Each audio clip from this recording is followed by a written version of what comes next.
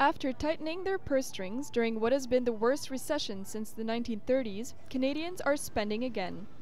This helped increase Canada's gross domestic product, officially ending the recession. On Monday, Statistics Canada announced the Canadian GDP rose by 0.1% in the last quarter, the first increase since the end of 2008. The reason for this growth?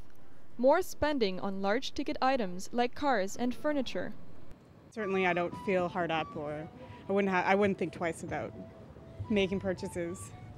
Maybe because of the Christmas we will buy a little extra or more. For this expert in economics, the small GDP growth is a step in the right direction, but he warns a halt in governmental stimulus spending could be disastrous. The fact that things have stabilized somewhat, I think, is largely to do with the fiscal stimulus. There's a kind of exit strategy here in terms of the deficit spending. And this is a real danger that a lot of people are talking about, both here in Canada and the US and other countries, which is this danger of a double dip in the sense that we had a very significant decline, and then we may just fall back if we're not careful, in a sense.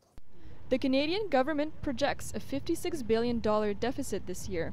Still a small number when compared to the $1.6 trillion deficit expected in the US.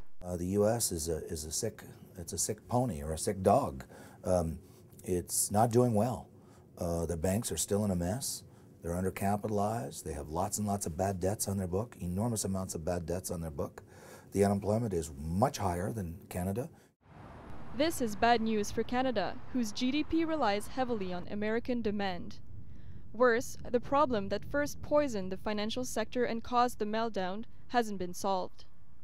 The Congress, starting in 1995, passed an act that forced banks to lend money to low-income Americans. They have not solved the banking problem. Last April, G20 leaders announced the beginning of a new world order with stronger regulations for banks and more transparency in the financial sector. There were talks of introducing a Tobin tax on financial transactions, such as currency trading. We haven't seen any major change on the financial institution side of things. The recession is technically over in Canada, but the country's economy still hangs on a thread, as the world has yet to deal with the problems that caused the crisis in the first place. Andréane Baribeau, CJTV News, Ottawa.